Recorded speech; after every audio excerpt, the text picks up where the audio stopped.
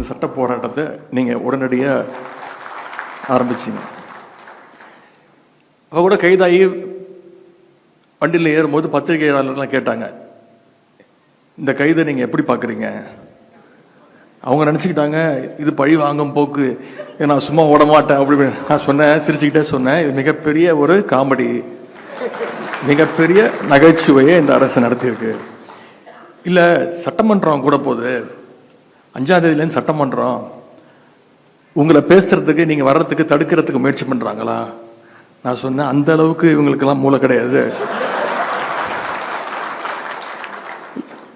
அப்படியே நாங்கள் கேள்வி கேட்டாலும் அங்கே அப்படியே பதில் சொல்லி கிழிச்சிட்டாங்க.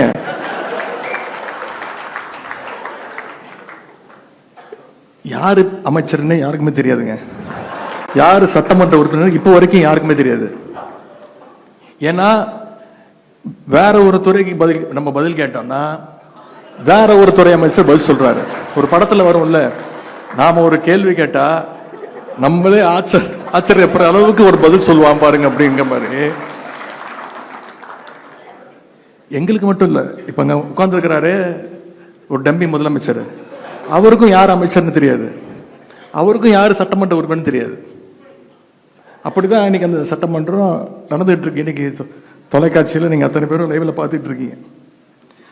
பொதுவாக மற்ற இயக்கங்கள்லாம் ஒரு கைது விஷயம்னா ரொம்ப சீரியஸ் ஆயிடுவாங்க. ஆனா மிசா, எமர்ஜென்சி இதையெல்லாம் பார்த்த திராவிட முன்னேற்ற கழகத்துடைய கலைஞருடைய உடன்பிறப்புகள் இதற்கெல்லாம் நம்ம பயப்பட மாட்டோம். இந்த கைதுங்கிறதுலாம் ரொம்ப ஒரு சாதாரண மேட்டரா நம்ம எடுத்துட்டு போயிட்டோம். அதே மாதிரி சொல்லி அடிக்கிற மாதிரி தஞ்சாவூர் போறதுக்குள்ள என்னுடைய கைது நடவடிக்கையை நீதிமன்றம் மூலமாக ரத்து செய்ய வச்சதும் நீங்க தான். ரொம்ப முக்கியமா ஆளுங்கட்சியே போய் கோர்ட்ல போய் சொன்னாங்க, எதிர்கட்சி தலைவரை போய் கைது பண்ற ஐடியாலாம் எங்களுக்கு இல்லை, விசாரிச்சுட்டு விட்டுருவோம். நான் சொன்னேன், ஏங்க நேற்று நைட்டு தான் தஞ்சாவூர்ல இருந்து வந்தேன், சொல்லியிருந்தா நான் அங்கேயே தங்கியிருப்பேன்.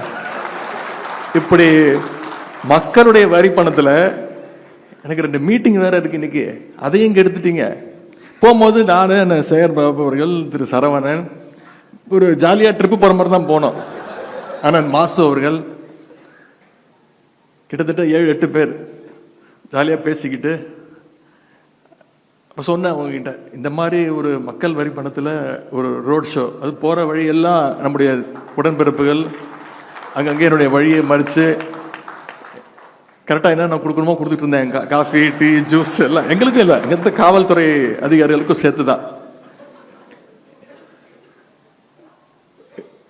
இப்படி ஒரு ரோட் ஷோ நடத்துறதுக்கு இந்த அரசு நமக்கு எந்த செலவுமே இல்லாமல் மக்கள் வரி பணத்தில் நாம் ஒரு ரோட் ஷோ நடத்திருக்கிறோம்.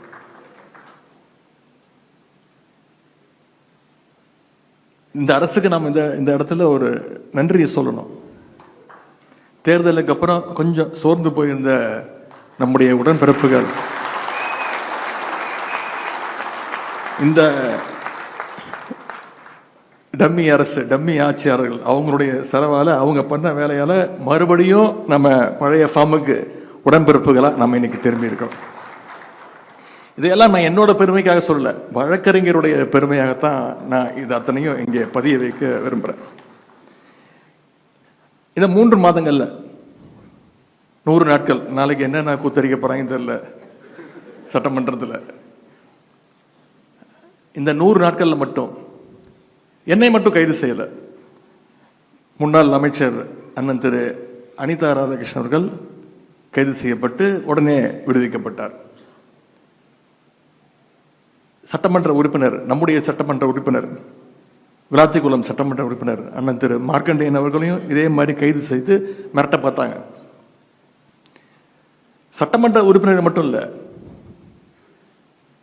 இப்போ துடிப்பா வந்திருக்கக்கூடிய நம்முடைய ஜென்சி இளைஞர்கள், இந்த தேர்தல் தோல்விக்கு பிறகு யாரை எழுப்பி விட்டுருக்காங்களோ இல்லையோ, இந்த புதிய தலைமுறையினரை நாம எழுப்பி விட்டுருக்கிறோம். இந்த தோல்வி மூலமாக நாம எழுப்பி விட்டுருக்கிறோம். நாம இல்லை, இன்றைக்கு இருக்கக்கூடிய ஆளுங் அரசு.